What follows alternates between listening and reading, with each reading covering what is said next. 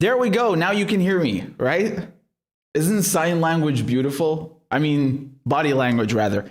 You knew what I was trying to say. So anyway, it's good to be here with you guys. I hope you're doing well. We are live on Rockfin. We are live on YouTube. Roll call. I want the roll call. I want you guys to sound off in the comments. I want you to drone strike, throw your shahatas and your chanklas at the like button. Do what you got to do, man. We've got a lot to cover. Let's get down to business. Let me just say hello to you guys in the comments. Wonderful, wonderful, wonderful. Those likes are looking pretty uneven, huh? In regards to the number of people watching. Also, I just briefly, I came across, I'm not going to cover this, but I just came across an article, and apparently Hillary Clinton is going to be writing hold on, let me just pull it up for you, man. I'm not going to suffer alone. You can see this too. So, okay, here we go.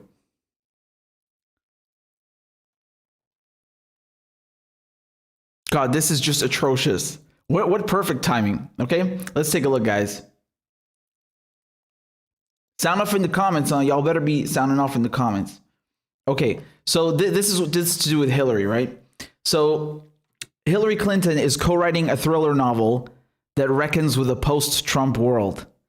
Hillary Clinton is teaming up with award-winning author Louise Penny to pen her first fiction book.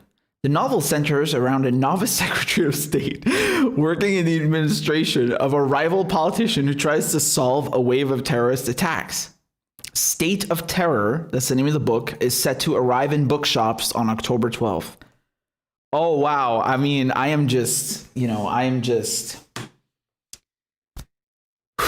this is exhilarating. I'm just dying to read this masterpiece. I'm sure it will be a breathtaking work of art.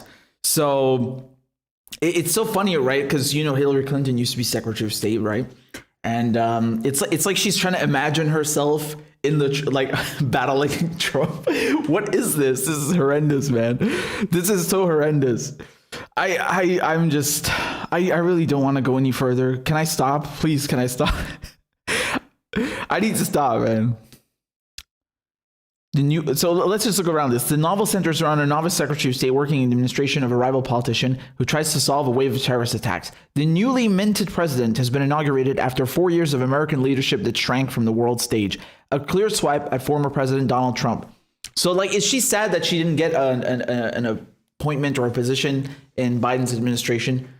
I mean, she openly supports Biden and all of his picks. So I don't know. I mean, I think they all knew, she's not. No, you can't have her in the. It's too much, right? It's a bit too much. Joe Biden is more of the, vanilla calm. No, I'm not saying that because he likes ice cream. I just mean he's like more, he's not as obnoxious as Hillary is. He's not as controversial as she is, right? Joe Biden is still very much a, they can swallow him more than Hillary. Let's put it that way. You catch my drift? So Hillary would have been too much, right? They need to ease back in the Democrat policies. They need to ease back the neoliberal bullshit in another way now, because they tried with Hillary, didn't work, right? So now they're just doing it with Biden instead. But it's the same old. It's just a continuation. But I love how she's just fantasizing about, I'm going to come and clean up this Trump mess, right? Yes, we are all so saddened by your departure. Millions across the world wept when you lost the election. It was truly a terrible 4 years, right? What would we have done without you, Hillary? Your work in Libya was just so exemplary. Thank you so much for being the neoliberal shield that you are, and a queen of warmongers, as Tulsi Gabbard put it so eloquently. We have a little donation over here. Thank you very much, Marissa. I appreciate it. With that said, we're done with this. I don't want to talk about Hillary, man. I did not come here to talk about her. So, hold on. It's still loading. It's still loading. Yes, we are unfortunately beholden to these transfer speeds. Marissa says, you already know they're going to make that book New York Times bestseller. You know it. I know it. Everybody knows it, right? I'm surprised she hasn't done anything earlier. Maybe I missed it. I know she's written some books before. I just meant like this particular brand of, you know, fiction. Although we've been enduring another work of fiction from her, right? So anyway, guys, I want to go ahead and begin with this. Let's just make sure one thing, because last time, you know, yeah, okay, this should be fine. So, okay, just give me 1 second over here. This should be okay. You'll let me know if you can't hear anything, but it should be all right. Anyway, so Israel have been bragging that, you know, they've been able to inoculate or I just hit my mic, right? Let's start again. There we go.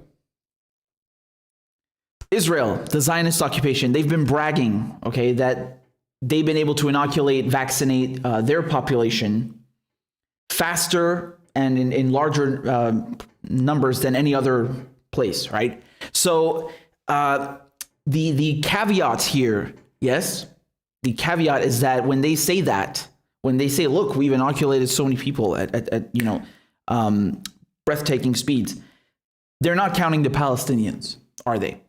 Right? They're leaving that out. And so what's been happening now, you know, we started hearing about this already last month in January, and you know, it's been more and more widely reported in the media. But you know, the Israelis, they've been countering this claim by saying, oh, it's anti-Semitic. And they've been countering this claim by saying that's not true. We don't discriminate with who we vaccinate. And they've been countering also by saying, well, you know, even if we did, it doesn't matter because it's not our obligation to vaccinate Palestinians. All right. They say like Palestinians are on their own. They're responsible for their own health affairs because of the Oslo Accords. So let's break this down. Right. And I wanted to cover this already before, but, you know, we sort of we've got a little a story here, part of this. So on SNL, on Saturday Night Live, they did a skit about this. They made a joke about what I've just explained to you and about the COVID-19 vaccine. And I'm going to play you the clip. Okay, here's the skit. You ready? Ready for a little humor? It's just 8 seconds. Israel is reporting that they vaccinated half of their population. And I'm going to guess it's the Jewish half. Israel. That's it. That's a joke. And so, you know, here we have Erdogan, right? So he's Israel's ambassador to the US and the UN. Look what he says. He says, I'm a big fan of humor, but perpetuating anti-Semitism is just not funny. Your joke is ignorant. The fact is that the success of our vaccination drive is exactly because every citizen of Israel, Jewish, Muslim, Christian, is entitled to it. Apologize. So he wants SNL to apologize. And, you know, if you go and look at Danny Dunnan as well, who is also the permanent representative of Israel to the United Nations. You remember he's the guy who came to the General Assembly with a Bible and he said, look, we have biblical rights to the West Bank. Like, okay, man, I get it, but like you're also at the UN and, you know, I mean, this is not an international law. Anyway, dude, that guy was also losing it in a similar fashion. He was also saying, oh, this is anti-Semitism and it's not true. And, you know, it's like they're trying to say 2-3 arguments at the same time, right? Like, no, it's not true. But if it is true, we don't have any responsibility towards the Palestinians. Which one is it? So let's break this down, shall we? Let's break this down. Here he is again, Ambassador Erdogan, right? Whose statement we just saw about SNL. Look what he says on January 26th. He says, according to international agreements, the Palestinian Authority, the PA, right, which is responsible for the West Bank, the Palestinian Authority is responsible for the healthcare of its own population. They informed Israel they intend to purchase vaccines from Russia, and Israel will facilitate that. Okay, you read that? What does it say here? Israel will facilitate that. Yeah, it turns out they didn't. Okay, Israel blocks shipment of Russian Sputnik vaccine to Gaza. I mean, okay, you're going to come now and tell me, well, look, he was just talking about the PA. He was just talking about, you know, the West Bank. He wasn't talking about Gaza. They're still Palestinians, okay? Blocking a shipment of vaccines. I mean, this is, you know, if everything I just told you was not true, now it's true, right? You can't come and say, like, oh, Israel has nothing to do with this. You're independent. Do what you want. Palestinians are responsible for their own health affairs. Oh, but by the way, we're going to block the vaccine. No, hold on a second. Either Palestinians have full autonomy and they can bring in whatever supplies they want and they can bring in whatever medication they want because they're a country, or they're not because you're standing in the way, right? If I park a tank outside your house, yes, a tank, right? With machine guns. I got soldiers with me. I park a tank out in your driveway and I tell you, look, man, you're free to leave anytime you like. Go. No, you're free to leave. What are you talking about? No, don't talk about my tank. My tank has nothing to do with you. You're free to leave it whenever you want. But you know, if you come out the house, I'm going to blast you. What? No, you're not giving Palestinians autonomy with their health affairs and citing the Oslo Accords and then at the same time blocking them from bringing in their vaccines. Now, keep in mind, this dose over here, this was just a few vials, right? So you have to keep in mind, if you have, for example, 1,000 doses, each person needs 2 shots. So that's enough for 500 people. 1,000 doses, 2 shots per person means 500 people. And so here they stopped 1,000 doses of Russia's Sputnik 5 COVID vaccine, right? These were intended for frontline medical workers. Now, keep in mind something over here, all right? Keep in mind something. They say over here that an Israeli official said allowing the vaccine shipment through was still being debated late Monday, okay? It wasn't blocked, quote, it wasn't blocked. They are still contemplating it, unquote, the official said, speaking on condition of anonymity. Yeah, okay, you're perhaps contemplating it, but you still blocked the goddamn shipment. What do you mean? Did it go through or it did not go through? It's not, you know, it's one or the other. It's one or the other. And so they were trying to say, look, these vaccines, they're going to go to senior Hamas officials. Yeah, okay, but you just told us that Palestinians are responsible for their own affairs. So, I mean, whether they distribute it to Hamas officials or they distribute, I see Hamas, it's Hamas. Whether they distribute it to Hamas officials or they distribute it to a bunch of grandmothers is not your business because you just told us that Palestinians have full autonomy, right? What did the ambassador what did the Israeli ambassador say over here? He said, Israel would facilitate that. You fucking lied. This is not facilitating anything. You're blocking the fucking vaccine from getting in. What are you talking about? So anyway, this ended up going in, but you can see here that this is for political reasons, right? And what a small dose as well. But keep in mind, you might be thinking, yeah, it's just 1,000 vials. Yeah, but Palestinians, they barely have enough to begin with. Do you understand? They don't have anywhere near enough.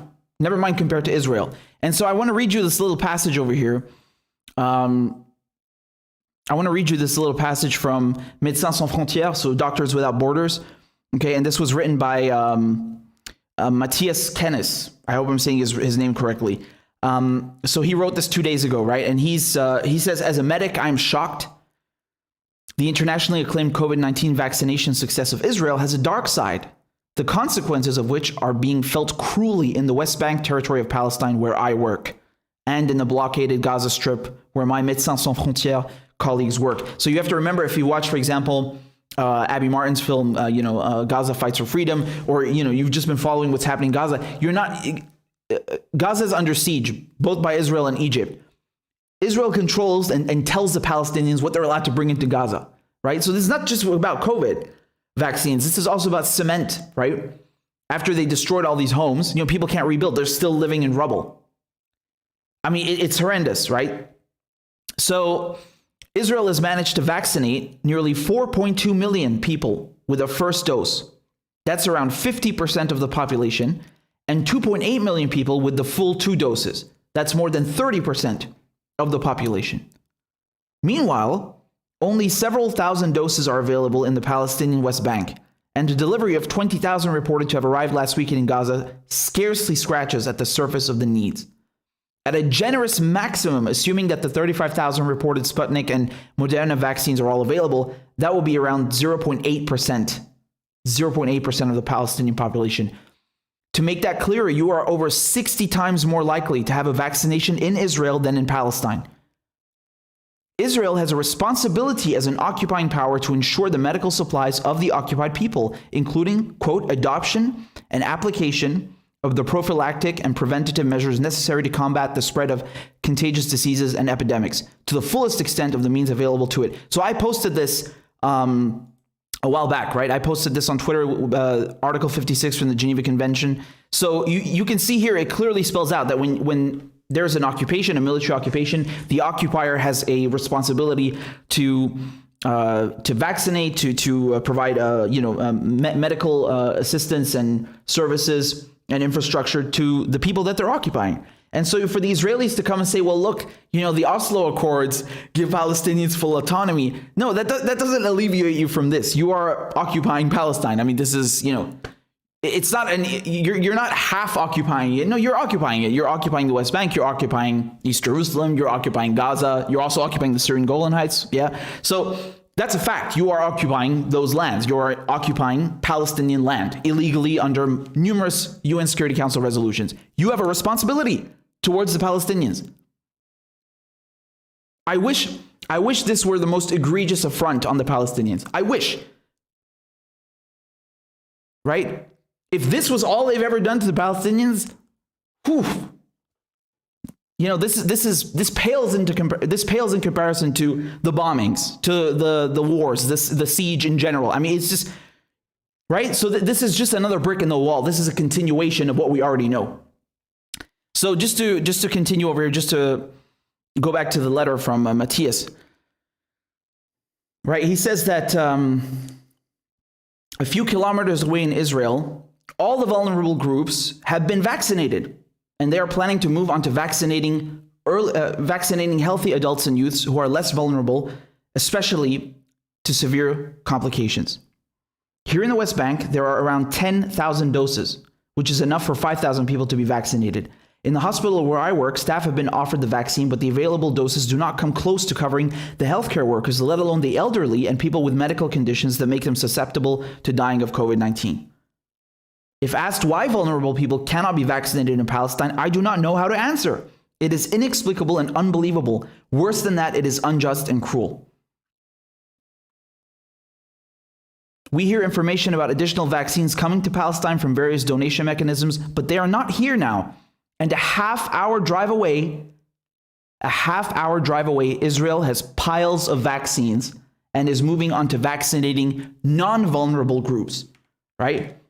So once again, I mean, just from a diplomatic point of view, usually, ideally, in such a situation, one country which is already vaccinated, or let's just say cared for or tended to in any sort of situation, not just a vaccine, but just a disaster relief, whatever. A nation that has already tended to the most vulnerable would perhaps offer assistance to neighboring countries, right? No, Israel is not only neglecting its and abdicating its responsibility as an occupying power. It's like, yo, screw you. We're going to go and vaccinate the people that are not even they're not even the most vulnerable or at high risk of dying from COVID or whatever. So I mean, this is just what do you call this? What do you call this, man? What do you call this kind of behavior? It's shameful. It's preposterous, right? And this idea that, the Palestinians, they didn't ask us for any help. They're saying that, right? Israeli officials are saying that. The PA have not asked us for any vaccines. Really? Well, even when they try to buy them, you stop them from coming in. So, I mean, what is that? What is that? And I just want to make you understand something, because this is, as I said, it's a part of a larger, broader scheme of behavior from the Israeli occupation to the Palestinians. I mean, this is not something that just started now, okay?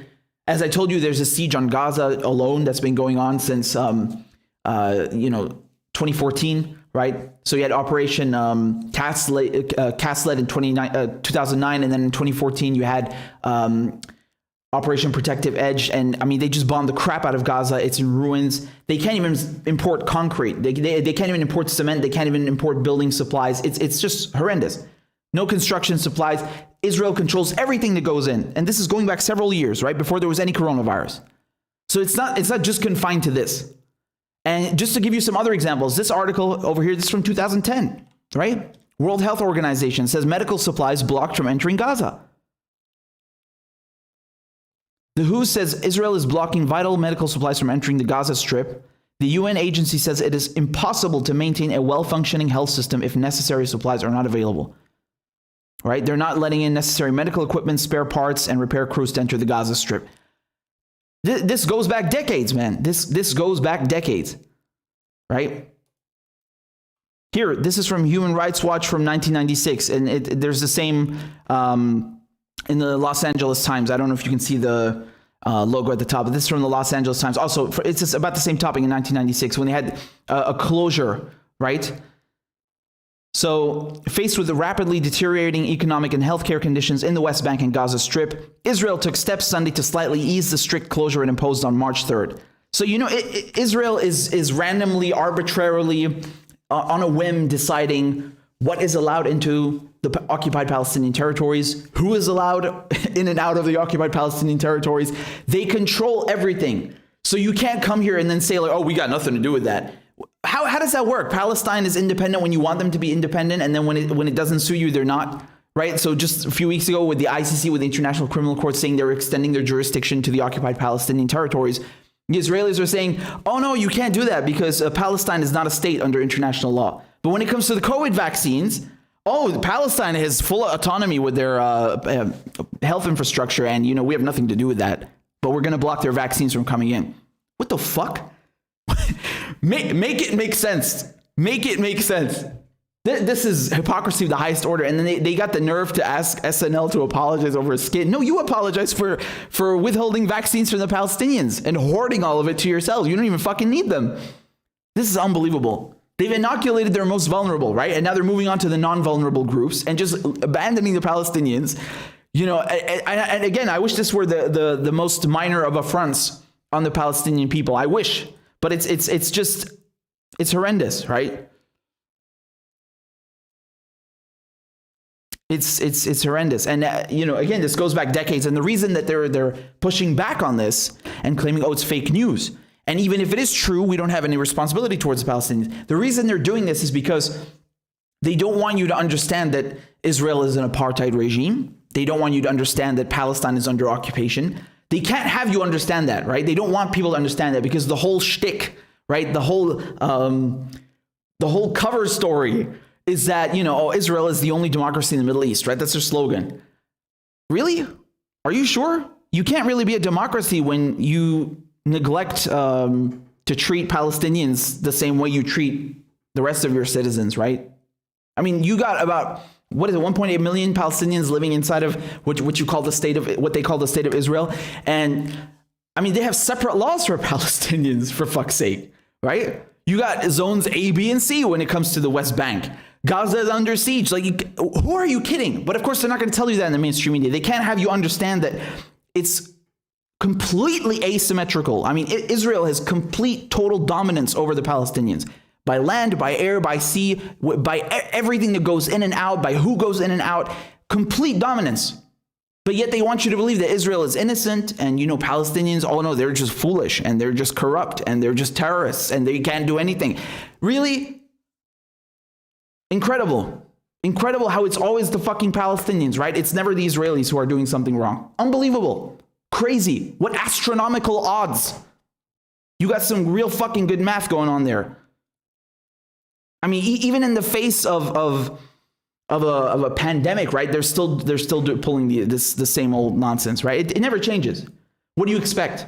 Once again, if you compare this to the war in 2014, you compare this to 70 years going back to 1948, 70 years of occupation. This is just business as usual, unfortunately. That's what it is.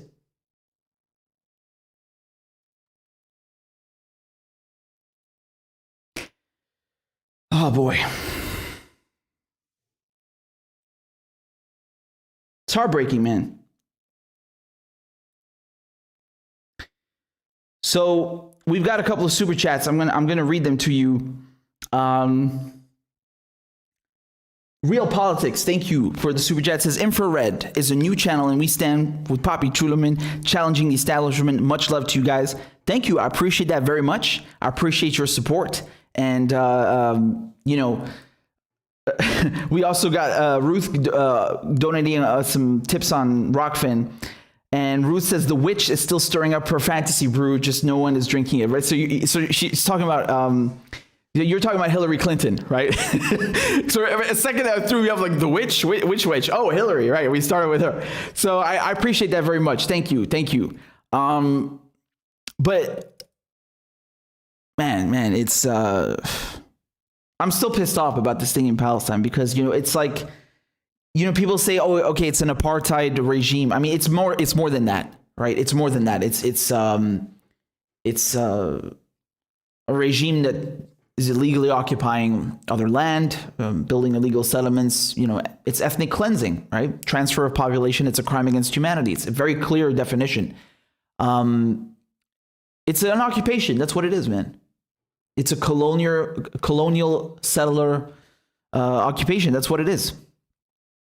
So to call it apartheid, it kind of, yes, of course, when you talk about, for example, the laws and the legal framework, yeah, definitely it's apartheid. But in general, when you consider all of the occupied Palestinian territories, it's an occupation, right? It goes beyond that. That's my point. It goes far beyond that. And it's horrendous. It's horrendous. And you're seeing no condemnation, of course. You won't see anyone talk about this, man, right? You've seen, of course, a few stories. You see Al Jazeera and The Guardian, but, they're not going to explain it to you properly, right? They're going to say, well, look, the Palestinians said so, but, we don't know if it's true. What do you that's not objective journalism when you're just, pretending as if it's just hearsay. No, there are facts.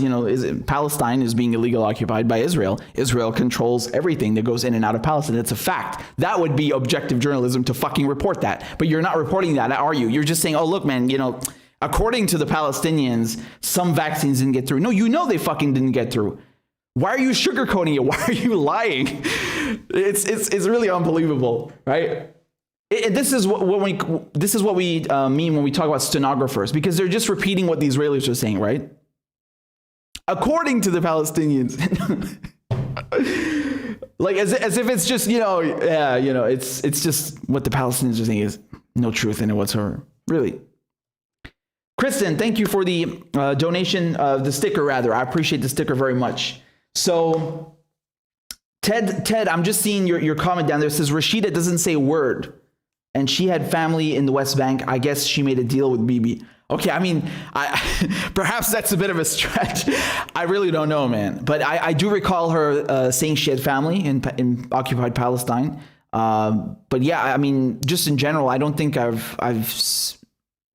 could have said something. I don't know if she did. But in any case, Andre is here for the roll call. It's good to see you. Thanks for tuning in. So let's go on to the next story, guys. Let's move on to the next one, right? Are you ready? Oh boy, y'all ain't ready. Let me close out this music over here. Okay, this one is a fucking mindfuck. Just wow. I can't believe we're getting ready for this one. Nero, just one last one. Nero also sent a tip on Rockfin. I appreciate it very much. Thank you for that. So,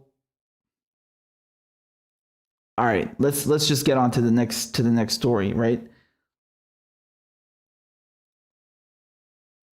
Okay. So the Biden administration, Uncle Joe, he's reopened one of Trump's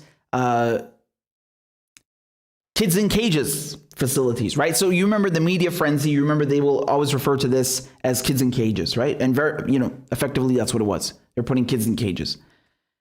And you remember this was extremely controversial. They were separating children from their parents when they were coming into the United States and detaining them and putting the kids in cages and because they're not allowed to keep them with the parents. So Joe Biden has gone and reopened one of these facilities, right? But now they're not calling them kids in cages. They're calling them migrant overflow facilities, right? Just like Uncle Joe's Rainbow Coalition death cult. You got to kind of you got to do the news speak. So this was reported in the Washington Post. Okay. First migrant facility for children opens under Biden. Look at that. Isn't that nice? They have like little social distancing and a projector. So I'm assuming this is perhaps a recreation room or something, but it's not where they sleep. Okay. We'll get to that in a second. So this is in Carrizo Springs in Texas. Dozens of migrant teens. Okay, so I'll get to the main point. Look, the emergency facility, a vestige of the Trump administration that was open for only a month in summer 2019, is being reactivated to hold up to 700 children ages 13 to 17. Government officials say the camp is needed because facilities for migrant children have had to cut capacity by nearly half because of COVID. At the same time, the number of unaccompanied children crossing the border has been inching up, with January reporting the highest total, more than 5,700 apprehensions for that month in recent years. So I just want to remind you very quickly, during the presidential debates, they sparred over this, right? And Trump accurately pointed out that Obama and Biden are the ones that built the cages. And it's true. It's true. They're the ones who built the cages. And in the thumbnail for this video, this live stream, that's one of the cages that they said Trump had built, but it turns out it was built in 2014, right? I mean, this is, once again, you see how every administration is just a continuation of the first one, right? You have the Bush who goes and creates the Department of Homeland Security and by extension, ICE, right? And then, of course, Obama keeps ICE and he keeps the DHS, and then Trump keeps ICE and the DHS, and, he just changes the immigration policies to separate children from the parents, and then Biden just reverses that, but he still keeps ICE and DHS. It's every administration is a fucking continuation of the last one. They're all corrupt and crooked. So no surprises there, right? But just to remind you what Kamala Harris said on the campaign trail, just pay attention to what she said about this particular issue, right? Trump administration overlooks the fact that what is happening with the detention of these children, the circumstances by which they arrive, is a human rights abuse being committed by the United States government. And so we are here to stand up and say that we are not going to allow this to happen, not on our watch. I will tell you, when elected, the first thing I'm going to do, one of the first things, is to shut down these private detention facilities. Just shut them down. Because let's be clear about what's going on here. There are people who are literally profiting off of the incarceration of children. Like, just reflect on that for a moment. There are people who are profiting off of the incarceration of children.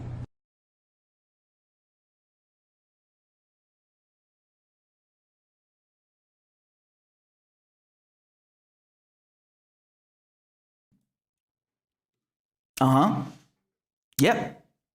Yeah, there indeed are people profiting off of the incarceration of children. What did she say? Now, call me crazy, but I'm pretty sure what she said was, one of the first things I'm going to do when I get elected is close down these private detention facilities, right? Where it at? What are you doing? Where is it? You're not closing them down, you're reopening them. Pretty sure that's the opposite of closing down, reopening things, right? They just lie through their teeth so casually, right? I mean, what do you expect? You elected the author of the 94 crime bill and a prosecutor. I mean, I don't even know. I don't think we'll ever really know how many youths they've put behind bars.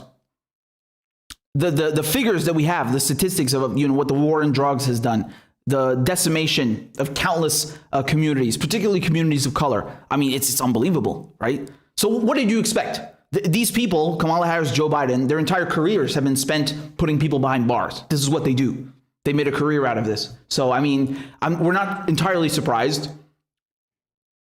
But, and now you can see Jen Psaki, right, who's the spokeswoman for the White House. Look at how she phrases it when she's asked about it, right? Again, it's not kids in cages anymore. You can't use that terminology. These are woke cages now, right? These are unity centers for children. So take a look. This is not kids being kept in cages. This is kids. This is a facility that was opened that's going to follow the same standards as other HHS facilities.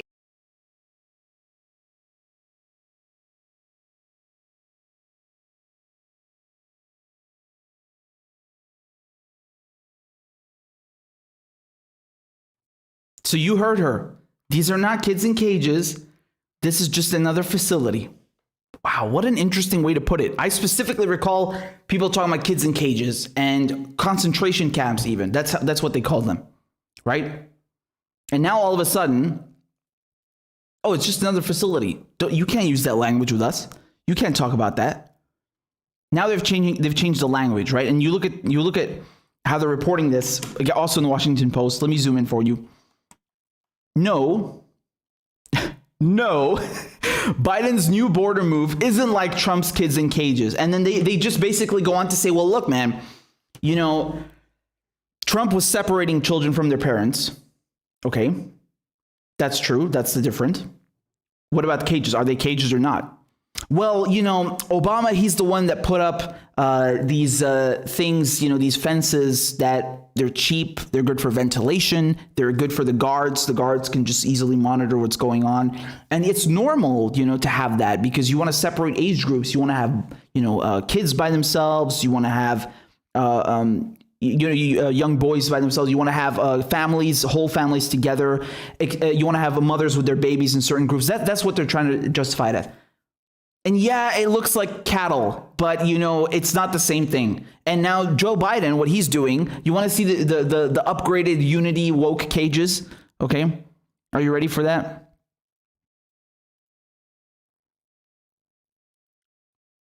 This is what it is. From Mobile Mini. So they call these secure portable offices, right? They're basically containers. That's what it is. This is where they're keeping the kids. And this is made by Mobile Mini. Now, I'm pretty sure those look like fucking bars on the window. I'm pretty sure those look like bars. Yeah, I don't think you should be putting children in that. I mean, if you're not allowed to leave, okay, because keep in mind, the children, they're not allowed to leave, right? They're detained. And you're putting them in a container. Now, you want to come here and tell me a container with bars on the window is technically not a cage? Looks like a cage to me. Honestly, that looks like a cage to me. Now, I will give you this. It has air conditioning, so it's a cage with air conditioning. Okay. Now, if you consider that a mild improvement, good for you. But you know, that to me looks like a fucking prison cell. Okay, that's the inside of it. That looks like a goddamn prison cell.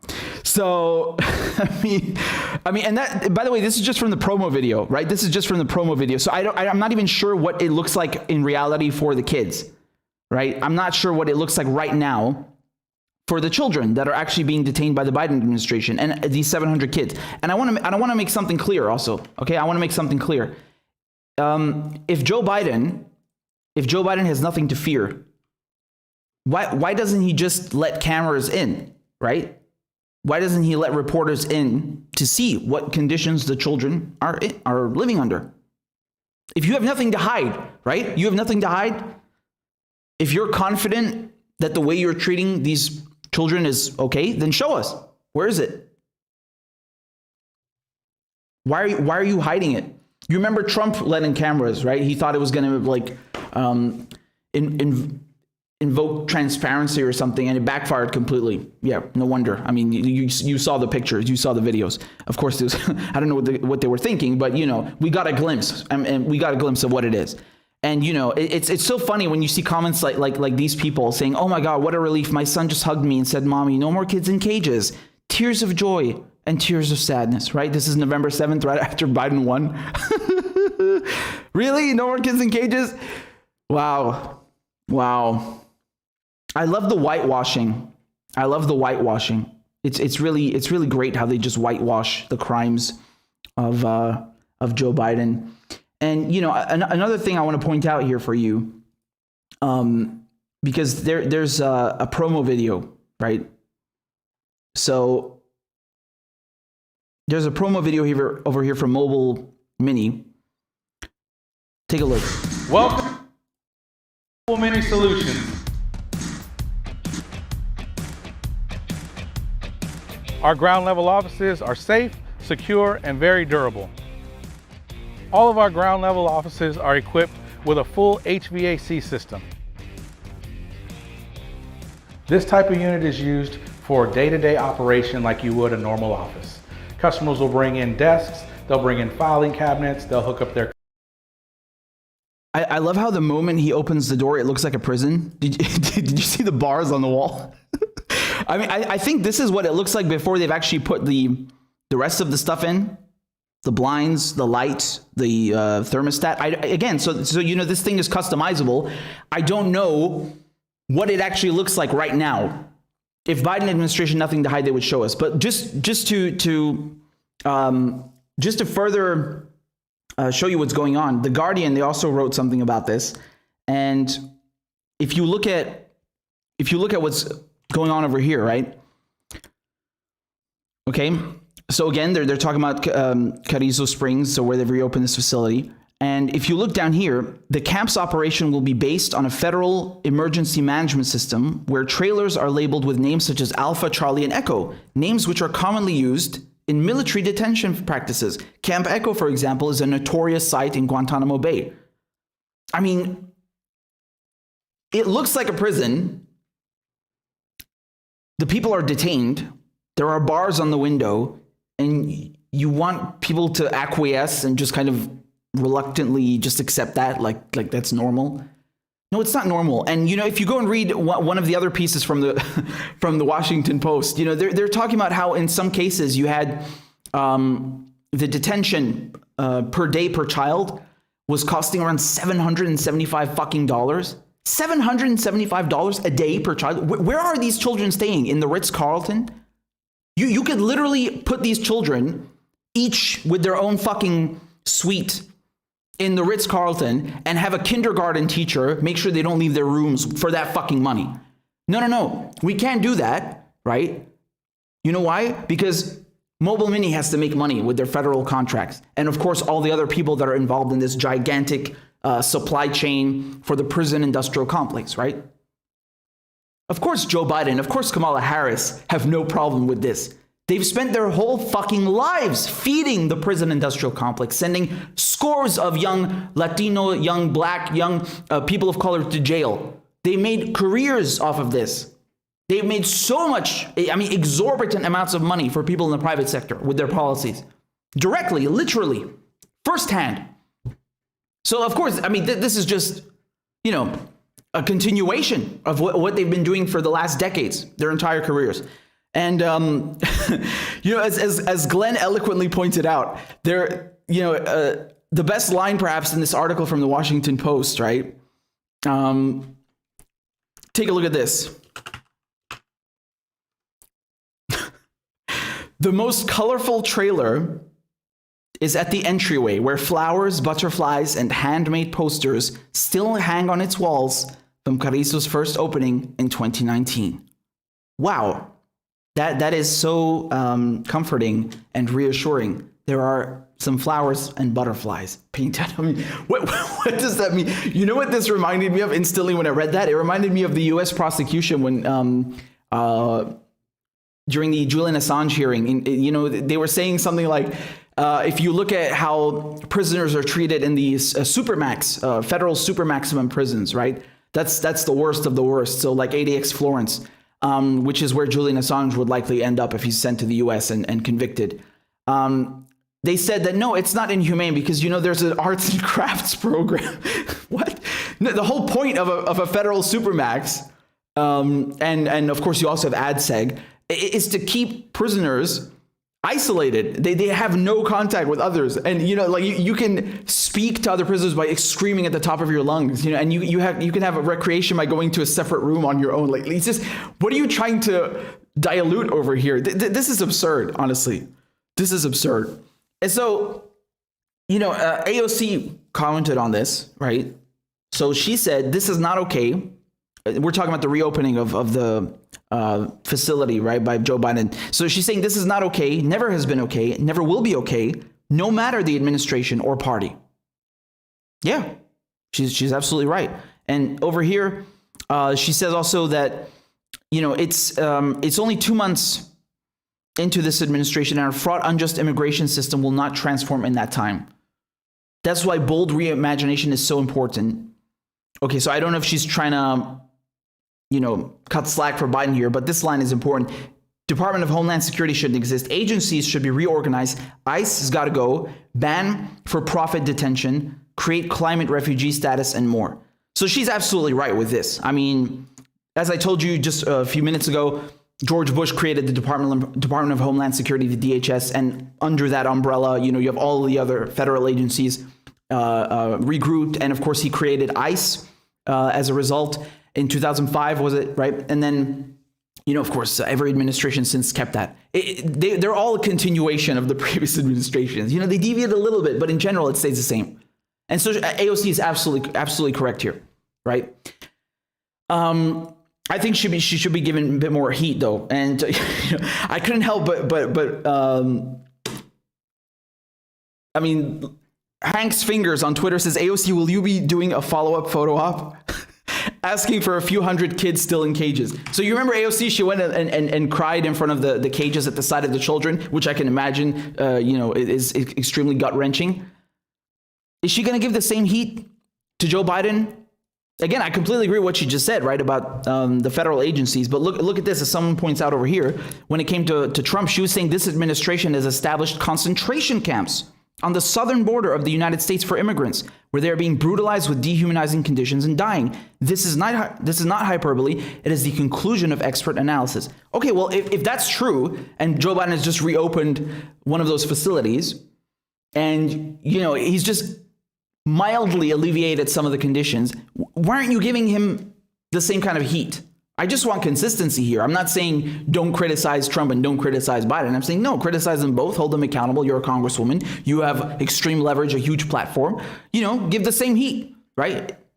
I think it's a reasonable expectation. I think it's a reasonable thing to do. And so, this mobile mini company, they're the ones providing all of these cages, right? I mean, you can call them what you want. If you think that children belong in office containers with bars on the window, and that's not a cage to you, okay, good for you. You can stick with your own definition. The problem here is that you have private corporations that are still profiting off of detaining minors, detaining children, among migrants in general. These private corporations, they are making bank, just like they've been making bank the entire past decades, right? With the expansion of the war on drugs. And again, Joe Biden, Kamala Harris, these people are directly responsible for that. And they're just continuing this. And they fucking lied through their fucking teeth. Of course you have kids in cages. Of course. Look who you elected. You elected Joe Biden and Kamala Harris. The guy who authored the 94 crime bill, and a cop, a prosecutor. They've spent their entire lives sending black kids to jail, brown kids to jail, sending people for the most, the mildest of encroachments to jail, giving them whopping sentences for nothing. They made so much money for the prison industrial complex. Their entire fucking careers are built off of making money for the prison industrial complex. What did you think they were going to do once they got into power? Of course, they're going to keep locking up people. They don't give a shit if it's children. They've locked up already tons of children. They've locked up tons of youth. They've destroyed tons of communities, particularly communities of color. These people are fucking evil, man. They don't work for you. They don't work for, the American people. They don't work for actual human beings and have empathy for other people. No, they have just feelings for corporations. That's it. The only thing they want to feel is corporations lining their fucking pockets with dollars. That's it, man. Why do you kid yourself? Don't kid yourself. Don't fool yourself like that. And what I want to see from AOC, what I want to see from the squad, yes, good. You're starting to criticize. Okay, do a bit more. Bring the same heat that you were bringing to Donald Trump. This is literally the same facility that Trump was running, man. They put a bunch of kids, they moved them out of cattle cages and put them into office containers with bars on the window, and that's suddenly a bit better because it has air conditioning. Yeah, it's still a fucking cage. What the fuck are you doing? Give Biden some heat. Go after him, criticize him, do more. I want to see the same kind of rhetoric, the same kind of language, the same kind of discourse, the same kind of scathing critiques that you were giving Trump, the orange man. Right? If you care, you were going to the cages themselves and inspecting them. You saw what's happening right there. Surely, for the love of God, you must have some empathy left in you. I'm sure you do. I'm 100% sure they do. So bring some of the same heat. Just because he's a Democrat, just because he's leading your party, doesn't mean he's, immune from any sort of criticism. That's not acceptable. And, just another point that I want to raise over here that I think is really important is that not only are these corporations making bank off of this, you have to consider also the broader implications here. Why are there people coming to the United States in swaths? Why are there so many people fleeing their homes? Why are there so many people migrating, as they say? Because again, this is a dilution of the reality. And they do the same thing in the United Kingdom. They say, oh, these people that are fucking drowning in the Mediterranean or drowning when they're crossing from France over to the UK across the channel, that are drowning. Right? They've come all the way from sub-Saharan Africa, or they've come all the way from war-torn Libya or war-torn Syria. Why are they coming there? They call them migrants. No, they're not migrants. They're refugees. You have destroyed their homes. You have decimated their infrastructures. You have destroyed and obliterated their loved ones, their friends, their workplaces, their universities. You have destroyed their countries. There are no more jobs. There are no economic opportunities. People are fucking suffering and starving, literally starving. You destroy their countries. You plunder their resources for hundreds of years, centuries. This didn't just start now in 2011. Centuries they've been plundering these fucking countries. They're plundering Africa, plundering the Middle East. And not to mention Latin America and Southeast Asia. They've been plundering these countries and they wonder, oh, why are they coming over here where we've taken all of their resources and built up these majestic cities, these developed countries, these first world countries, as they like to call themselves. Where did you get that wealth from? You fucking stole it. You killed people. You enslaved people. You stole and plundered their resources for centuries. You built yourself up and now you wonder why they're coming to partake in some of that wealth that you took from them? And you call them migrants? They're not migrants. They're refugees. And it's still going on. You still have regime change endeavors. You still have sanctions. You still have this imperialist agenda being imposed on Latin American countries, Central American countries, on the Middle East, on Africa. And of course people are going to flee. Of course they're going to flee. Of course they're going to come to where you are, where you have built yourself up with their wealth, where it is safe, where you have advanced and developed yourself. Of course they're going to come to you. So don't call them migrants. They are refugees. Stop denying and masking the reality, the horrors that you have inflicted on them, that your allies have inflicted on them, the centuries of suffering, of enslavement, of plundering, the fucking history that's been inflicted on them. This is a fucking literal whitewashing of the facts. They're not migrants, they're refugees. People are literally fucking dying, man, just to get there. Can you imagine making a trip from sub-Saharan Africa all the way to the Mediterranean and then getting on a fucking rubber dinghy? I mean, think of the economic hardships. Think of the personal losses that must drive someone to do that, to make that journey, to take such risks. These people have lost everything. They have nothing to lose. And they're still losing their lives, which is more precious than anything. You have people drowning, kids drowning in the fucking Mediterranean, man. What kind of existence is that? What kind of existence is that? Why are their lives worth less? Why are they being locked up in fucking cages like animals? Fuck you.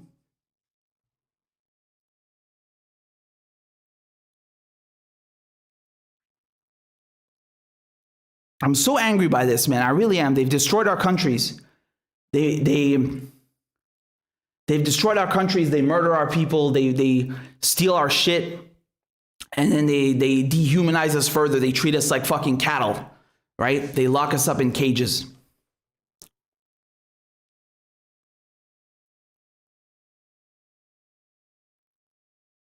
So, I know. I personally know many Syrians who made that journey, who crossed the Mediterranean, who barely made it alive, right? The motor on their boat died in the middle of the night crossing the Mediterranean. I mean, you know, stuff that makes you shit your pants, right? Fleeing war. And, I see what's happening in the US. I see other brown people also making perilous journeys, escaping the effects of imperialism that have decimated their countries, neoliberal policies, predatory, international gangs that have decimated and plundered their wealth and taken their countries hostage. I see them making that journey. I see them putting up with so much, literally bringing their kids with them, right? They know that they have lost everything, that they're making a risky journey, and then they're treated like this, and it's so dehumanizing. It really is, man. So I feel for them. That's my point. I feel for them. I really do, and I don't tolerate this shit. It's not just about the kids. You know, it's not just about the kids. It's about accountability. It's about recognizing, why are these people coming? What made them flee? You know? How can you dehumanize them further after you've destroyed their countries? It's shameful. It's embarrassing. It's disgusting. It's evil. Right? And they talk about them like they're cattle and treat them like they're cattle, put them in literal cages. Like, no shame. And then they want to argue about, oh, you know, well, this cage has air conditioning. Fuck you, you asshole. Motherfucker, if you left their countries alone, they wouldn't be coming for your goddamn shitty fucking cages in the first place in your shitty country. All right?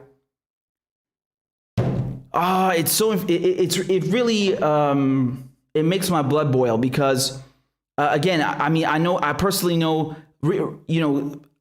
Syrians that have fled, just as I've told you, through the Mediterranean. My own cousins, you know, Ronnie, who's been on the show, right? You know, they've all left behind their lives, right? Because the war destroyed their countries. And this is, I mean, whether it's happening with bombs, whether it's happening with actual conflict, whether the West is propping up, you know, armed groups, or whether they're doing it discreetly, you know, supposedly discreetly, through sanctions, through predatory loans, through neoliberal policies, through regime change, through coups, right? It's the same effect. At the end of the day, you have a large transfer of wealth going from, you know, the global south in terms of resources. You have, you know, all this political capital that's being swept up, and it's going towards the global north. And another point that I would raise that is extremely important, people don't think about this. People don't think about how terrible this is, what the wars do to us. We lose all our people, all our best people. They're gone. And it's not a question of, oh, you're qualified, you have a degree, and this person doesn't have a degree, their life is worth less. No, every life is precious, every life is equal, every person's loss is heartbreaking. But my point is that the West, the global north, benefits from these migrations, right? They get to take in swaths of you know, able-bodied men, essentially a new workforce. So not just people that are ready to do manual labor, they're also getting doctors, they're getting engineers, they're getting architects. Look, my cousin himself, Ron, he's an architect, right? And now he's in Canada. Now Canada has an extra architect. But maybe he would have been in Syria, and Syria would have had that architect had there not been a war. Same for my other cousin. You see what I'm saying?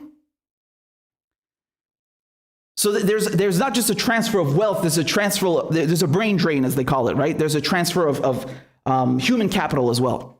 And this is never talked about. And again, it's not just about degrees. I'm telling you, there's also just any able-bodied man or able-bodied woman that enters the workforce in a country where they came to for refuge after fleeing their war-torn country. I mean, that's benefiting the global north at the end of the day, isn't it? Or whichever country is receiving them. For example, Turkey, you could look at Turkey. Turkey has almost 3 million Syrian refugees. Man, that's a huge workforce, 3 million people.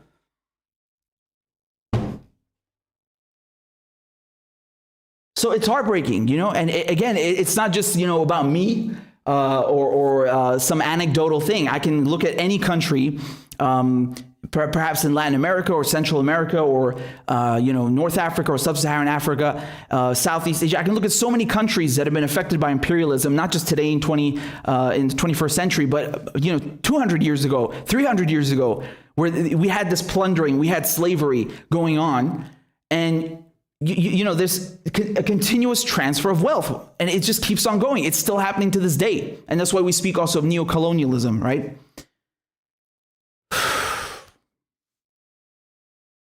I need a breather, excuse me.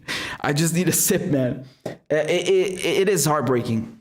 Anyway, I'll be right back. I just need to get some water. I'll be right back. And I think there are a few, we still have a bit more to cover, so don't go anywhere. And if you've just joined, please make sure you hit the like button. If you're watching on Rockfin, shout out to you. And thank you for supporting the show. I'll read your super chats in just a second.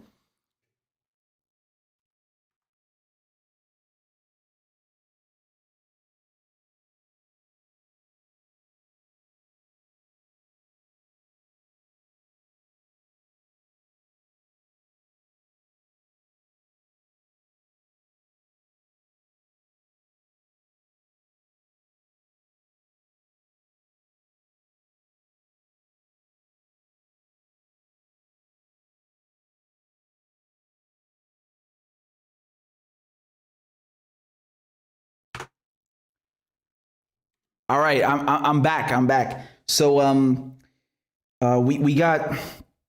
Give me a second. It's just loading over here. Okay. We got a super chat on CashApp. Jean Manuel, thank you very much. I appreciate it. It says, thank you, my brown king preacher for us all. I appreciate it, brother. I appreciate it a lot. And we also have a tip over here from Ross on Rockfin. Let me read it to you. Ross says, here, brother. Thank you, Ross. I appreciate it very much. And Anna says, your righteous anger is not in vain. The Yemen Solidarity Council knows it, and so do we. Thank you so much. I appreciate that. I appreciate you guys. And the Yemen Solidarity Council, I had Rooney on a few weeks ago to talk about the sanctions and everything. And that's, again, this is one thing where, again, I'm glad you brought up Yemen. I'll get to Yemen in a second. But the Yemen Solidarity Council, they are doing good work advocating for what's happening in Yemen. There are a few organizations who do. Francis, thank you so much for the tip on Rockfin. I really appreciate it. Emblem Fate says, hey Rich, missed my post last time. I'm asking again. I'm mixing up the I'm mixing up the fuck, marry, kill game. Oh man, you guys keep getting me with this one. I keep falling into this trap. If you were born unlucky and one of these psychopaths was your direct relative, oh no. Dick Cheney, Hillary Clinton, or Joe Biden, choose your new least favorite uncle or aunt. Oh my God. I started saying it the American way, aunt instead of aunt, my auntie. Oh no, this is horrendous, man.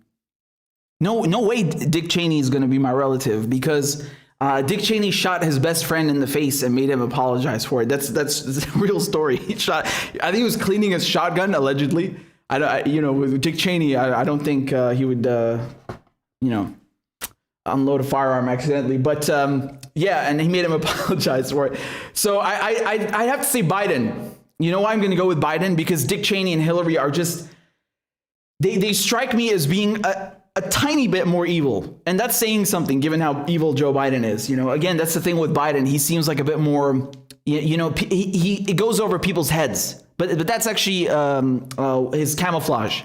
But I feel like Joe Biden in his current state, again, I don't want to make any more comments about that. But in his current state, he seems to be taking a back seat while Kamala Harris gears up. But it will have to be Biden then. Oh God, I hate that. That is horrendous. That was really a bad question. So. We also got a tip from Hunter. Thank you, Hunter. Says, much love. Thank you for expressing your honesty and rage at the human rights abuses the United States empire commits in its own country, as well as with Assange and around the world. Of course. And by the way, I just want to add to that. Usually when I say the US, I also mean the UK. Like there's almost nothing you can say about the US that is not applicable to the UK. When I was just talking now about the migrants, for example, being referred to as refugees being referred to as migrants. The British media, they were on a boat. I think this was the BBC, right? Again, I could be wrong, but I think it was the BBC. They were on a boat on the channel filming migrants crossing the channel. Like they're in this nice, safe little boat while the migrants are in some crappy dinghy and they might drown at any moment. And they're just like filming them like as if they're animals. Like it's so degrading and dehumanizing. I posted about it, right? It's shameful. It's really shameful. And once again, the United Kingdom to talk about, we don't want foreigners in our country. Motherfucker, you invaded a quarter of the planet. You are the last, I should say, we're the last fucking country on the face of the planet to complain about foreigners. When the UK marched into literally 25% of the planet's population and landmass was under British rule just a century ago, basically, more or less. How dare you? How fucking dare you, honestly? Shut your mouth. You have no right to talk about anything. And it's amazing, right? So anyway, just all that to say, I really appreciate the support and just to clarify that everything I say is usually applicable to the UK as well, unfortunately, right? As I said, the United States is like a demon spawn of the UK. It's, that's the truth, isn't it? We also have... We have a couple of super chats on YouTube. I thank you very much for that. Levon says, I feel like I owe you $5,000 tuition for that lecture on how the global north steals from the global south. Dude, I appreciate it, but that was, I mean, that's just a mild view, or rather, a tiny view of the reality, because this thing, as I said, has been going on for hundreds of years, right? Colonialism, particularly Western colonialism, is I mean, you've had empires in the past stretching back centuries, millennia, right?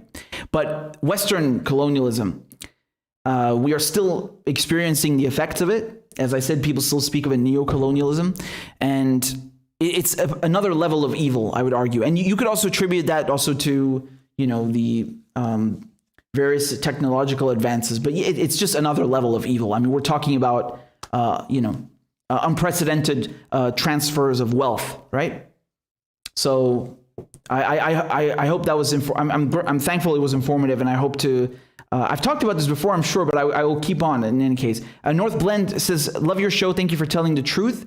Was wondering if my bandmates and I could use Rainbow Coalition Death Cult as our band name. Want your blessing." What kind of music do you make, first of all? Because I need to know. If you guys are making anything similar to what's behind me, then it's all good. I'm just kidding. Go right ahead. It's all good, man. Make sure you play. Christ, what was that song that Joe Biden? Yeah, didn't he say Despacito when he was doing the campaign trail? He just comes up and says Despacito all of a sudden. It's like, what is that? Just make sure you play Despacito as your first song. Pupu Lala, thank you for the super chat. Wonderful name. Says, you're a real one. So are you, and I appreciate the support very much. Much obliged. I'm just going to, before we move on to the next segment, I'm just going to check I didn't miss anyone. Kristen sent a thank you sticker. Thank you, Kristen. Ignitable Bump says, on this day in 1903, the U.S. officially stole Guantanamo Bay from Cuba in a blatant act of imperialism, thus beginning a U.S. military occupation of 45 square miles of Cuba, which continues to this day. I feel like most people don't realize Guantanamo Bay is in Cuba. Again, I could be mistaken, but I'm pretty sure most people have no clue that it's located there. But yeah, it's effectively. Hold on, there's another one. Ignitable Bump says, of the 779 prisoners who have been held at Guantanamo, 8 have been convicted for a crime. 3 of these convictions have been overturned on appeal. At least 5 detainees have been tortured to death. Man, I mean, Guantanamo Bay is an atrocity. And you remember Obama was saying he was going to close it. He didn't do it. Trump, we didn't expect that from him. Of course, he wouldn't have closed it. You think Biden's going to close it? Hell no. I interviewed Andy Wallace. So if you go, hold on, maybe I can paste the link for you.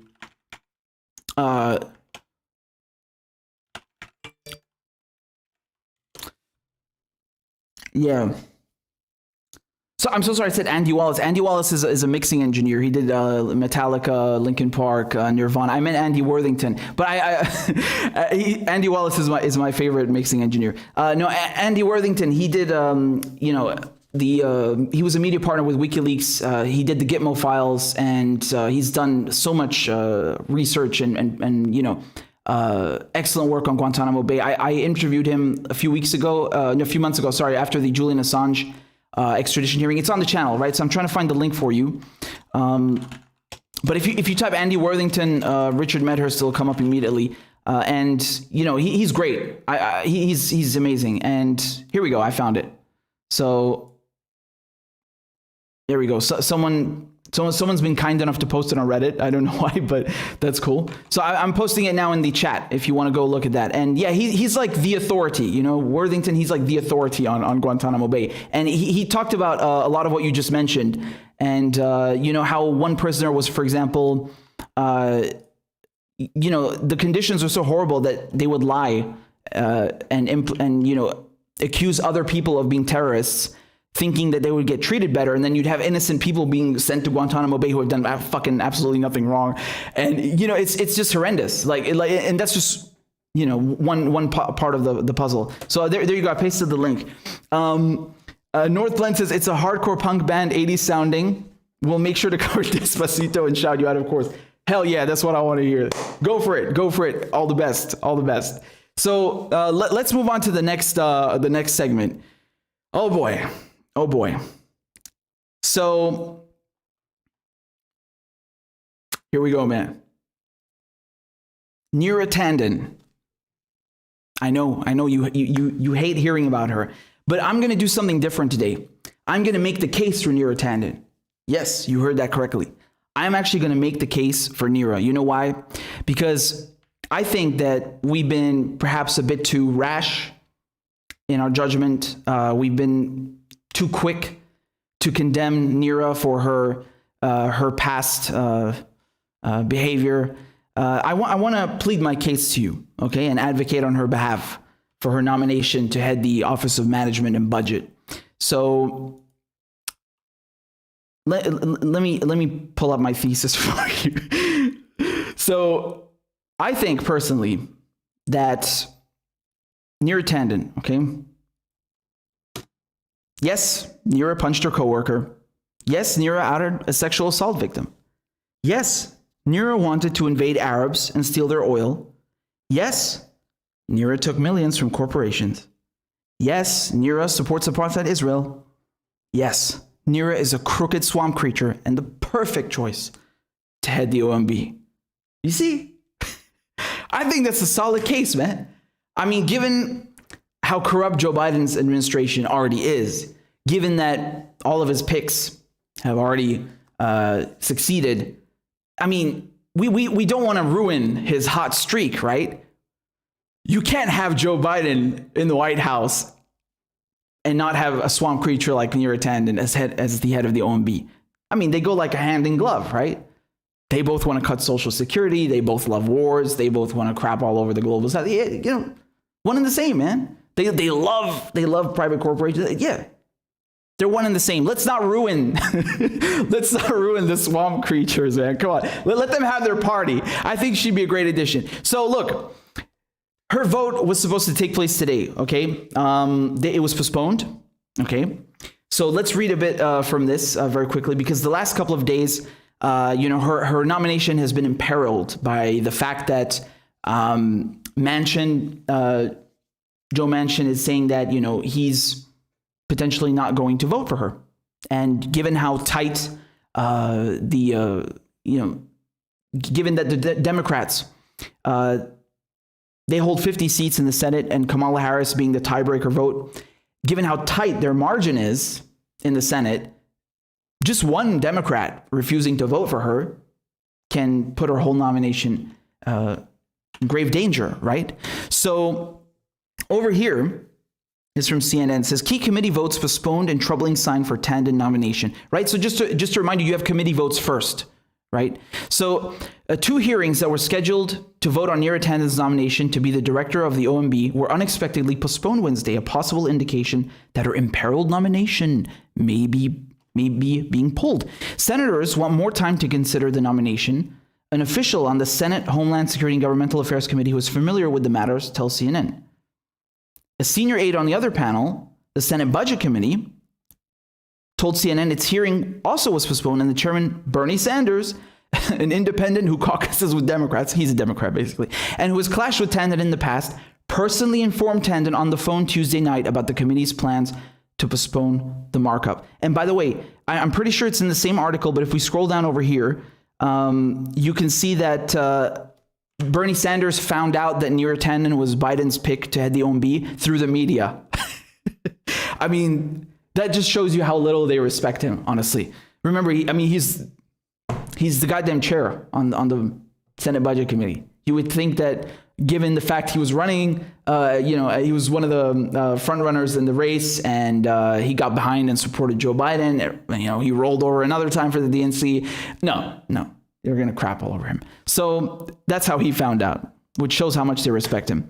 And Tanden faces resistance from Democratic Senator Joe Manchin, a centrist from West Virginia, and a wide array of Republicans who have said they will not back her because of her past partisan criticisms aimed at lawmakers and sharp attacks at odds with Biden's pledge of civility and unity.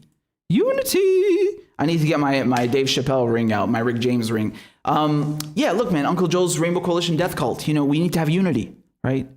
Of course, Joe Biden is not interested in uniting with progressives or uniting with, more humanitarian policies and uniting with the American people. No, we have unity with the Republicans, right? The two wings of the same party must unite.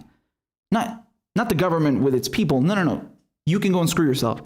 We have to have unity with Republicans, right? Because Republicans are crazy about progressive policies, right? It's you control the White House, the House, the Senate. Yeah, let's have unity. Oh. You know what's astonishing here? They're more concerned about her mean tweets, and no one is bringing up the email. Again, I mistakenly on Twitter, I said this was an internal DNC email. It was actually an email from CAP. CAP is Center for American Progress. If you recall, Neera Tanden, she was the president of this liberal think tank, this pro-Clinton think tank, which took millions from Silicon Valley, from the Arab kingdoms in the Persian Gulf, et cetera, et cetera. It's a slush fund for a corruption slush fund. And she basically sent an email, which I've shown to you before, where she says that Arab countries should pay the United States with their oil for the luxury of being invaded. And I mistakenly said it was a DNC email, but I think, in my defense, I think that speaks to how assimilated they've become, right? That you can't tell the difference anymore because the DNC is basically an extension of the Clinton camp, of CAP, etc. So, I'll say that. But nonetheless, no one is bringing that up. Neera Tanden wants to become the head of the Office of Management and Budget, right? So she will make recommendations. She will be in charge of formulating the budget that will be put forward to Congress.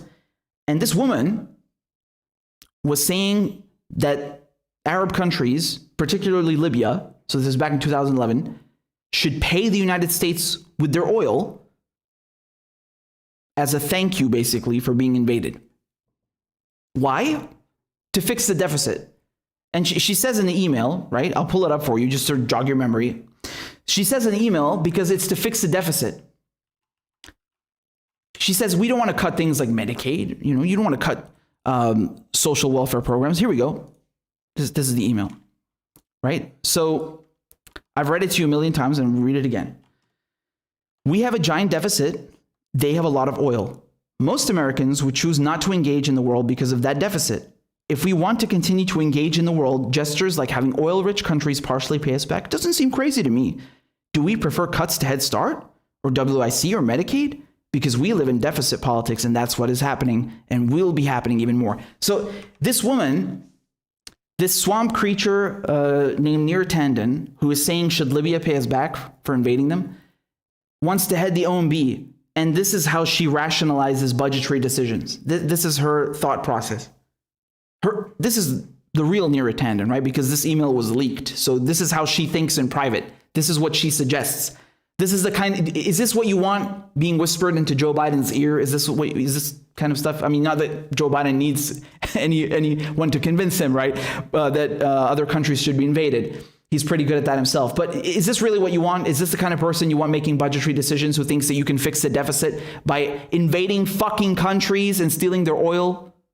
Jesus Christ, woman. I mean, it's like she's not even trying to be a neocon. Neocons will tell you, neoconservatives like George Bush or Dick Cheney, they'll say, look, man, America is a force for good in the world. We are the good guys. Everyone else, they're the bad guys. We have to intervene because we are a force for good. Neera Tanden's like, no. We just need to engage in the world. And, we need the money from the oil so we don't have cuts back home.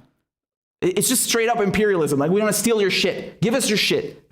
And what's funny is that we know that none of that cash is going to Americans. I mean, Joe Biden literally just a few days ago sold off millions worth of barrels of oil, of Iranian oil that was stolen from Iranian ships, right? Just like Trump did, right? So they're not only stealing Syria's oil in the northeast, in Hasakeh and Dore, but they're also stealing, piracy. What is that called when you intercept ships, you board ships in sea and you steal their cargo. That's literal piracy. And then you sell it. Yeah, it's piracy. It's fucking state-sanctioned piracy. Joe Biden is a pirate, just like Donald Trump is a pirate. I mean, that's the literal sense of the term. It's not an exaggeration. And so, do you think you got any of that money from the Iranian oil, the Syrian oil? Have you seen any of that money?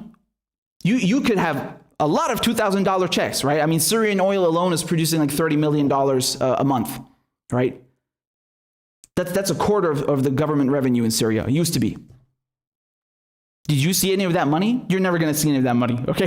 So this is just a cover. You're never, it would still be wrong, of course. It would still be wrong. It's still theft, right? But it just speaks to the irony of how Americans and the American population are being shafted. It's like, it's not even like we're going to be imperialists and actually improve our well-being at home and the condition of our population. No. It's just we're going to be imperialists. We're going to send our own population to go fight these wars and die and get, Purple Hearts when they lose their limbs. And then we're going to enrich ourselves. And, we're just a little group of 1/10 of 1%. And it's the same people all over again. I mean, it's unbelievable, right? So going back to my original point, it's incredible that Neera Tanden, her tweets are causing more uproar than her, advocacy for invasion and plundering. So they're saying the White House, which has begun looking at alternative candidates, publicly reiterated its support for Tanden's nomination after the votes were postponed. And officials have expressed hope that if Tanden were to survive the committee votes, it would give them the leverage to convince a small group of senators who had yet to reveal their positions to support her. So just to translate that for you, Jem Psaki, the White House spokeswoman, she came out today and reiterated her support for Neera Tanden. Okay, and she said Neera Tanden is a leading policy expert who brings critical qualifications to the table during this time of unprecedented crisis. She also has important perspective and values, understanding firsthand the powerful difference policy can make in the lives of those going through hard times. She has a broad spectrum of support ranging from the U.S. Chamber of Commerce to labor unions and has a strong record of working with both parties that we expect to grow in President Biden's cabinet as the first South Asian woman to lead OMB. Yeah, I mean, if you call invading Libya for oil important perspective and values, okay, perhaps, right? Perhaps, yeah. Maybe then she's indeed qualified. And again, let's not be mean, right? Let's make the case. She is a swamp creature. She'll fit right in with the swamp creature administration, with Uncle Joe's Rainbow Coalition death cult, right? She'll fit right in. So that's what they meant here when they said the White House publicly reiterated its support for Tanden's nomination. Okay, so Jem Psaki was doing damage control, basically. But the political reality is that the votes to push her through an evenly divided Senate do not appear to exist. Tanden stands a chance if she wins the support of moderate Democratic Senator Sinema of Arizona and Republican Senator Murkowski of Alaska. But it is far from clear that will happen. Now, can I just make one point over here? Again, I'm not making any predictions, but I would not be surprised if her nomination was saved by a Republican. Because at the end of the day, it's one big gang. They're all part of the same gang. These are two wings of the same party, right? I mean, Psaki's telling you herself, right? Look, what did she say here? She has a broad spectrum of support, has a strong record of working with both parties. Yeah, meaning Neera Tanden takes money from everyone because she's a corrupt swamp creature. That's what it means, right? She can reach across both sides of the aisle, much like Joe Biden, right? Unfortunately, perhaps for her, the current people respond. The current makeup of the Senate, maybe they're not too fond of her. But I would not be surprised if maybe a Republican steps in and saves her because Manchin doesn't vote for her. Who knows? I wouldn't be surprised. It's one big gang at the end of the day, right? So yeah, if the nomination stalls out, it would be the first defeat of a high-profile Biden pick subject to Senate approval and would underscore the narrow margin of error Democrats must contend with in a Senate with a 50-50 partisan split. So that's what I explained to you.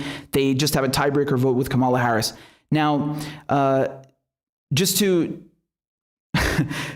show you here, all of these senators are not saying if they're going to vote for her. Only Manchin has said he's not going to vote for her. Sanders would not say Tuesday if he planned to support Tanden for the position. The Vermont senator was not consulted before Tanden was nominated to lead OMB and heard of her pick through news media reports.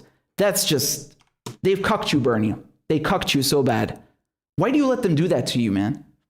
Like, if not for the movement, if not for progressive values, have some self-respect. God damn it. So yeah, also, looking down here,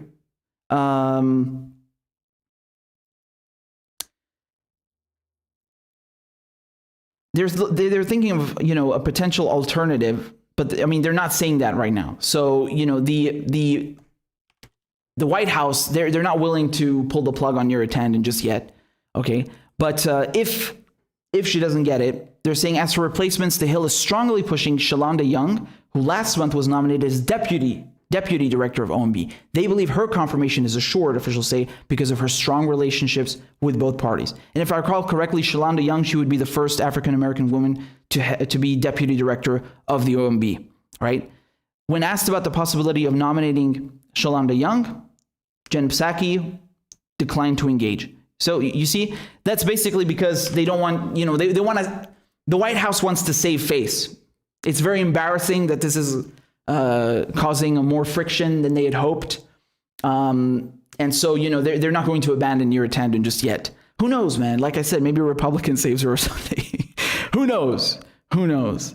Could you imagine if Bernie Sanders grew a nutsack and didn't vote for her? Could you imagine? Could you imagine if he did that? And of course, another part of the story, you've had people claiming that all of this, everything that's happening right now, the fact that Neera Tanden's confirmation is imperiled, is because of sexism. Yeah. So again, it's not because of anything we just mentioned. No, it's sexism. And as a matter of fact, Rachel Maddow, please don't hate me. I'm going to suffer with you. I'll watch it too. Rachel Maddow did a bit about Manchin saying that he's not going to vote for Neera. Let's take a look. So, though, waiting to see what will happen to the Neera Tanden nomination to run the Office of Management and Budget. The double standard by which she is being judged by one Democratic senator, by Senator Joe Manchin of West Virginia, is something that so far he's mounted no defense to at all, which is getting to be astonishing given the starkness of the double standard that he is applying to her compared to the Trump nominees that he was happy to approve without any reference to all the things he's now saying are a bright line for him with this nominee. But it's interesting. In previous Democratic administrations, we might have seen them caving over issues like this. In this case, they are not. President Biden's White House is standing by Neera Tanden, not withdrawing her nomination, saying that she is their nominee and they intend to see her through. Senator Schumer, the Democratic leader in the Senate, also standing by her in the Senate, saying that she is the nominee and they intend to see her through. It's just Joe Manchin. It's just him. Presumably, hopefully, thinking hard about his own ethical standards and why this particular nominee felt so over the line for him when he's been very happy to vote for multiple Trump guys who were so far over that line, it didn't even register as a line for him at the time. I think that Senator Joe Manchin not only knows his power, but I also think that he is an introspective guy who thinks about his ethical role in the world. And I find it impossible to believe that he is not reconsidering his position on this, given the starkness of the double standard that he is applying without even any effort to defend it. The White House is not withdrawing her name, and why should they? Senator Manchin hasn't even tried to explain himself yet. I honestly don't know where this one ends. But Neera Tanden will get voted out of committee tomorrow, so the question's being called. Watch this space.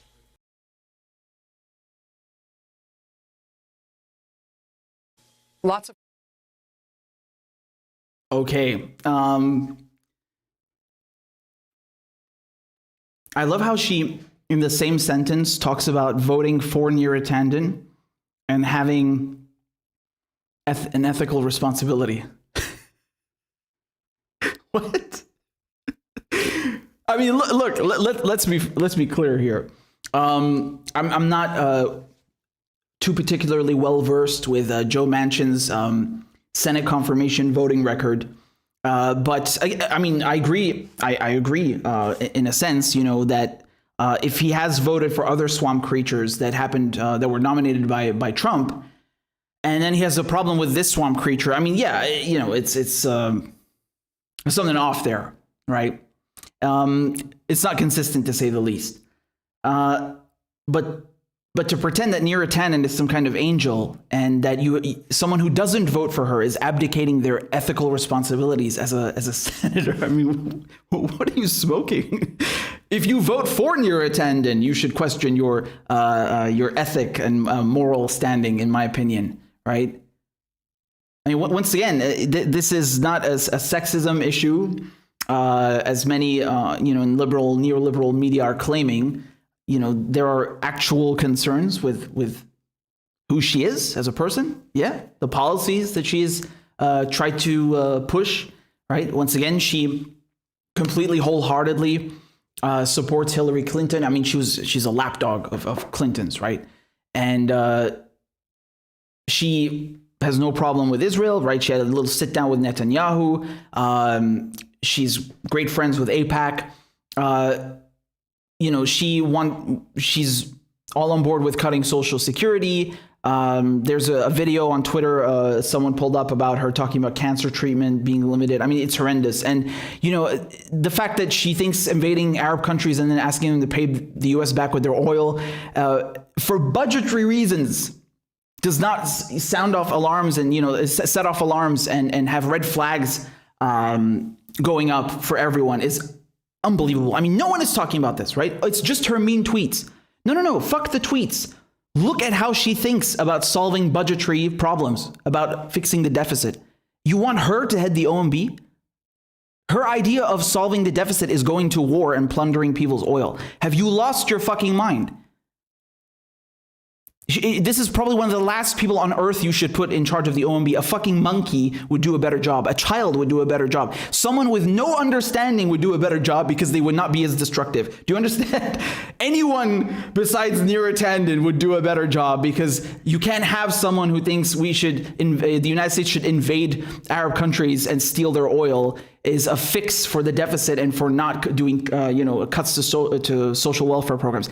For the love of God, you should not, contemplate confirming her in any capacity. And so I just found that hilarious. All of a sudden, that's the issue. And not to mention, she punched Faiz Shakir, who later went on to be Bernie Sanders' campaign manager. She punched a coworker. She outed a victim of sexual assault in front of the whole office. I mean. These are far more egregious than just her tweets, but no one is making any mention of them, right? So, and by the way, just to play devil's advocate here, I don't know what reasons Joe Manchin has suggested, perhaps besides her tweets and unity. But if he's not brought up the things that I've just told you, and I most likely think that he did not. If he has not talked about Neera Tanden punching Faiz Shakir or outing a sexual assault victim or wanting to invade countries for oil or pushing these policies that are the antithesis of anything progressive or friendly to the working class, if he's not talking about those things, then yeah, he's full of it, of course. So I don't know what the real motivations are behind his decision not to nominate her. But anyway, we'll see what happens, especially since these committee votes have been postponed. And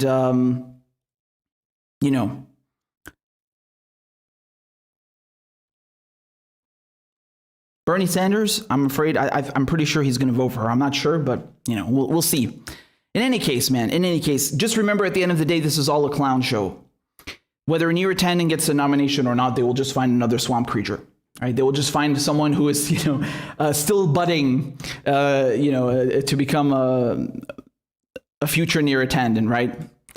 Whether that is her deputy or someone else, they will put someone of their own kind, right? And they are all the same. It's one big gang. Never forget that, right? Never forget that.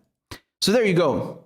I just think it's hilarious how everyone is bringing up sexism or her mean tweets, but let's not talk about her policies. Let's not talk about what she says in private about, handling the job that would, handling issues that would be relevant to the job that she's trying to be confirmed for. No, let's not talk about that. No, let's focus on the tweets. Someone is not doing their job here. I mean, you think they don't know all of this? They know all of this. Of course they do. So there you go. I'm sorry to have plagued you with a little bit of Maddow and Tanden, but we had to get through that, boy. We had to do a little bit of that.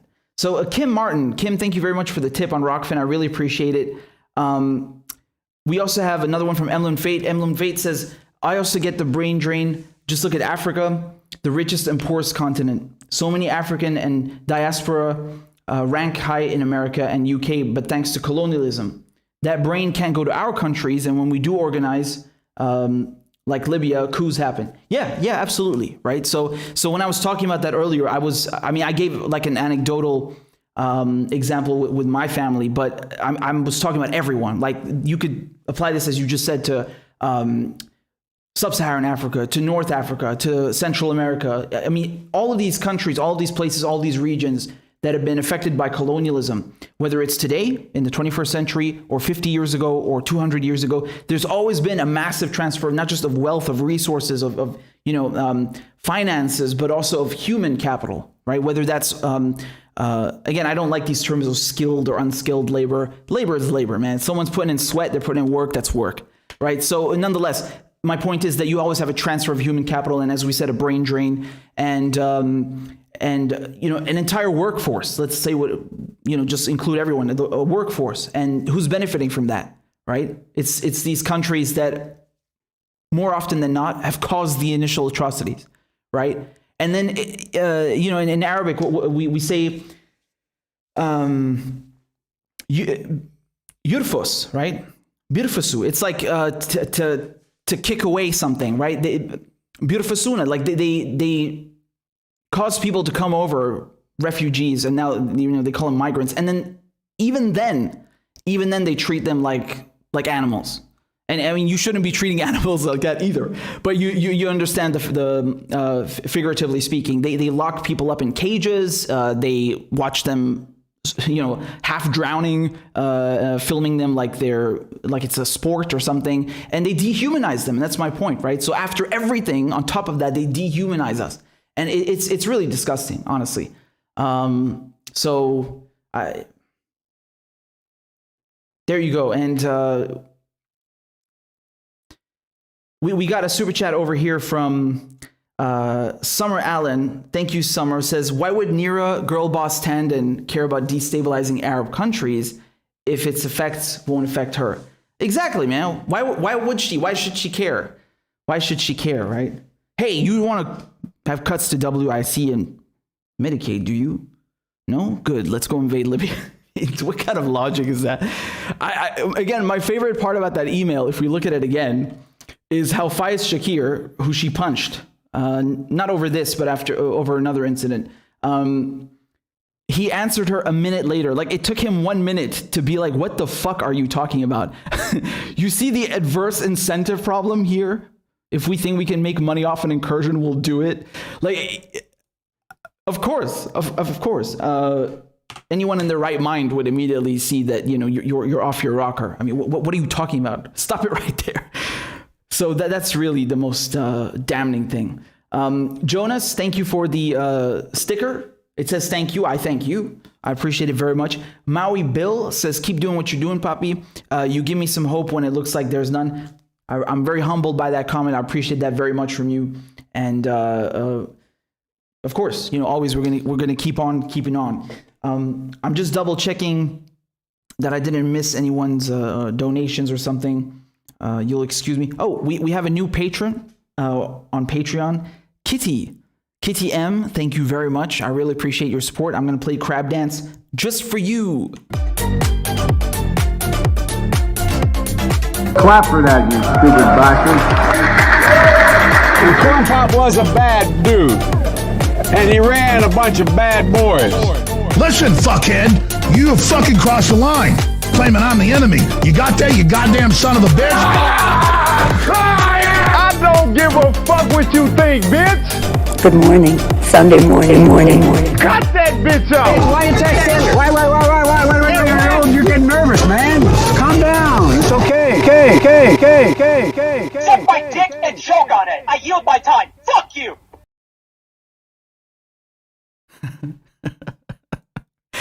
I love how it's raining crabs in the comment section. I love it.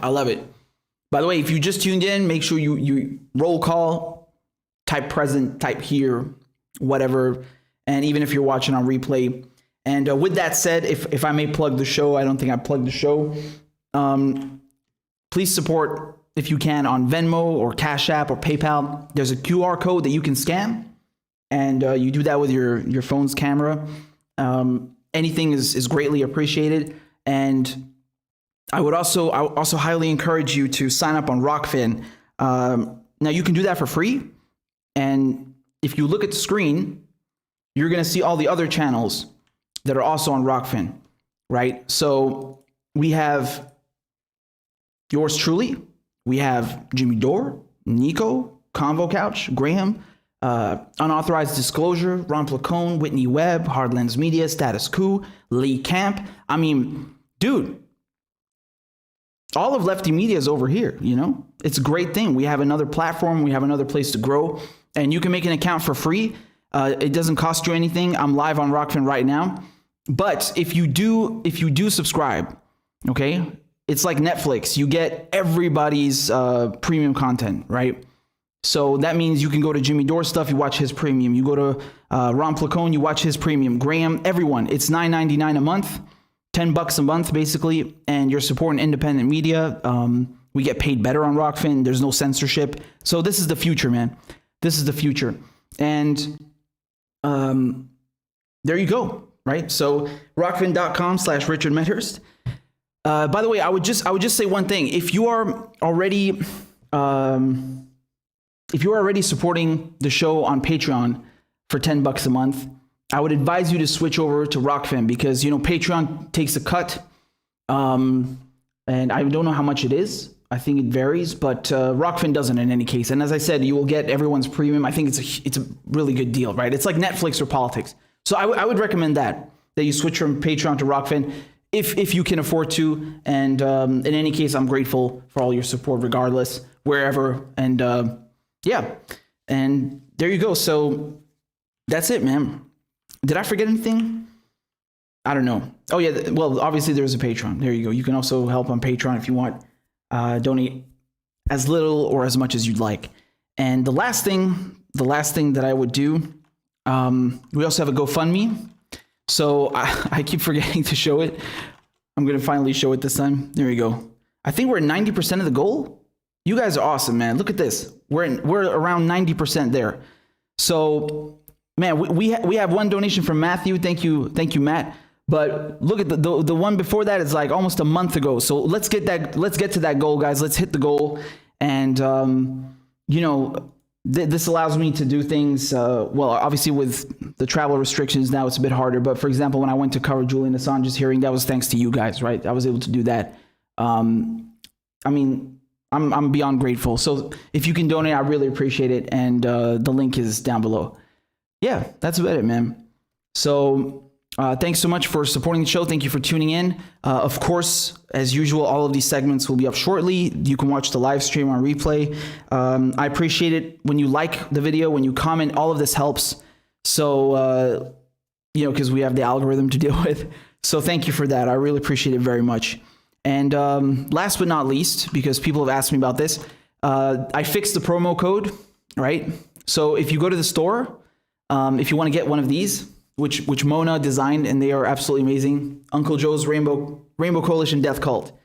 The promo code is Corn Pop. You get 20% off. You know, Corn Pop was a bad dude. Yeah, Corn Pop, one word, CORNPOP. Corn Pop was a bad dude, and it works on anything you want. So there you go. Store.richardmedhurst.com. That's it. That's my plug. Again, I come here to talk about politics, man. I'm here to talk about politics. I don't like plugging the show too much, but you know, we got to keep independent media alive. And thank you to all of you who support independent media, whether it's sharing the videos, word of mouth, you know, taking the time to explain something. All of this helps counter the mainstream media nonsense, the pollution, the poison. So yeah, there you go. That was a great stream. Even though we're not covering the most cheerful of topics, but there you go. We got a super chat over here from Jelani. Says, I just recently found out about your channel. Good work, dude. Thank you. I appreciate that very, very much. I'm very grateful to you. I'm reading all of your comments.